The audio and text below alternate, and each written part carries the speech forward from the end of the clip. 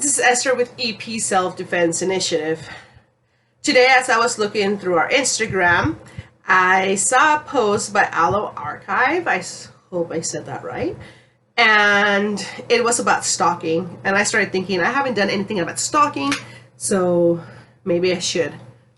So today we're going to be talking about the definition, the brief definition of stalking, who stalks, and what we can do about it, okay, to defend ourselves in case we notice a stalker, okay?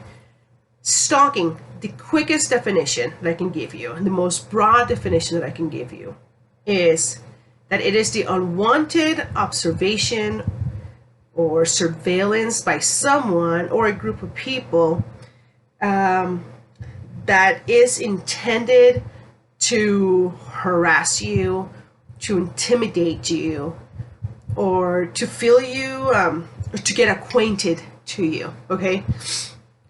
No stalking is ever done with the best intentions. Anybody that stalks you is doing it because of control and power.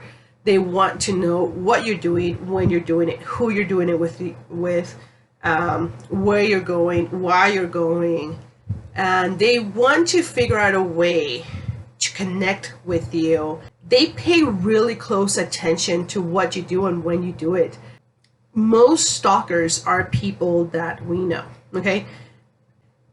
And that is very scary because now the majority of the people in your social world, in your physical social world, are potential stalkers, right?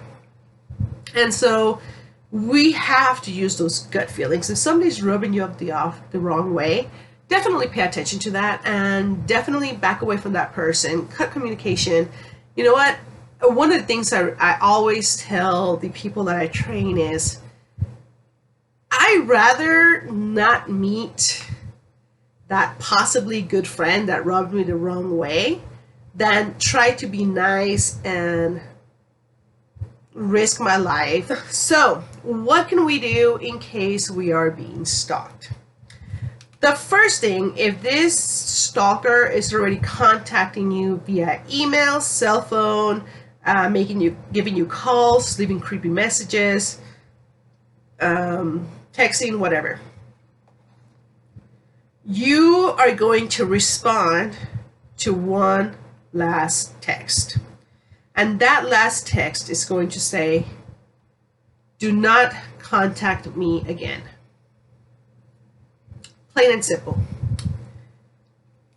This is because if you ever want to file a protective order or a restraining order, if you continue making contact, that is not considered evidence as potential stalking or harassment. So in order to it to be considered harassment and stalking, there has to be a very clear boundary that you do not want to communicate with this person, and they keep pushing those boundaries. They keep breaking that rule, okay? Now we get into protective orders and restraining orders. A lot of people think that restraining orders and protective orders are for partners or for exes, and that is further from the truth. You can put a personal protection order or a restraining order for anyone, okay? So if you keep getting messages or something like that, all you need to know about this person is their name, and have plenty of evidence that they are harassing you and stalking you. For a protection order or for a restraining order, they're going to ask you for an address. And a lot of people do not know the address of the person that is stalking them, okay?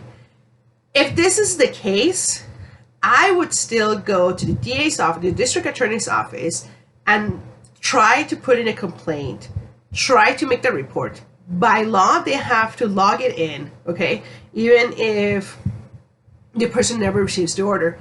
And this shows some kind of like evidence. There's a trail now behind it, okay? If you are being followed, and this is very scary, it has happened to me once, okay, where you get out of the store and you are being followed in a car. It doesn't matter where you're going. If you're going to the store and that's where they're following you, if you're going to the bar or school or anything like that, drop whatever the hell you're doing, okay? Continue driving, Do not think that you're going to go to the place that you had planned to go.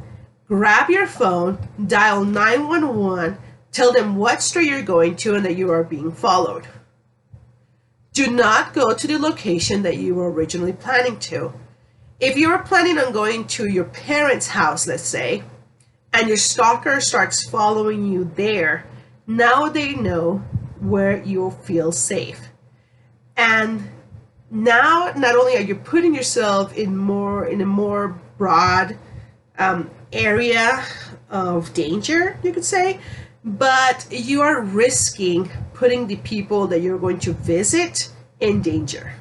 If you are driving close to a command center, police department command center, you can also park there. With stalking, there's always the risk of the person wanting to cause you harm. Physical harm, not only psychological or emotional, and this is definitely the rapist, the murderer. They want to exert that power and control over you, so they're going to try eventually to get you physically. 2 things I recommend for that, okay? Your keychain should also be a weapon.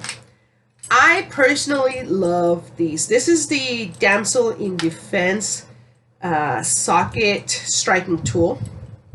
And the reason I love it is because it's very lightweight, but it is all aluminum, I think it is. But it's hard. And this hurts, okay? The really cool thing about this is that it also has the ridges, so that way your hand doesn't slip. And usually when I go to my car, I carry this like this, and I kind of like hold it like this. That way, if I'm putting the key and I'm being approached by the bike, I can easily pull it out and I can have a firmer hold on this. And I use the bottom part to strike, okay? These things are extremely dangerous, and they're definitely more powerful than this, although I highly recommend pepper spray, okay, or even a combination of the both. This is a striking tool too, but it also has a, what's it called, a canister. Let me see if I can pull it out. I don't know if I have it. This has pepper spray also inside, so if somebody is approaching you, I've got pepper spray in my hands now. If somebody's pepper spray you, all you have to do is go like this and spray. Okay. Shouldn't have done that. Okay, so this is definitely one of those tools that I highly recommend. So this is the pepper spray Kubaton mix. I got this one at the military surplus store. Okay. The other thing I highly recommend is a stun gun. Okay. This is also a Damsel in Defense, and I just love Damsel in Defense because their products are really feminine, you know, and they're really easy to hold. Like, they have a really nice grip. They're very lightweight, and they're powerful as hell. I love it, okay? This stun gun, Damsel in Defense, is about $70.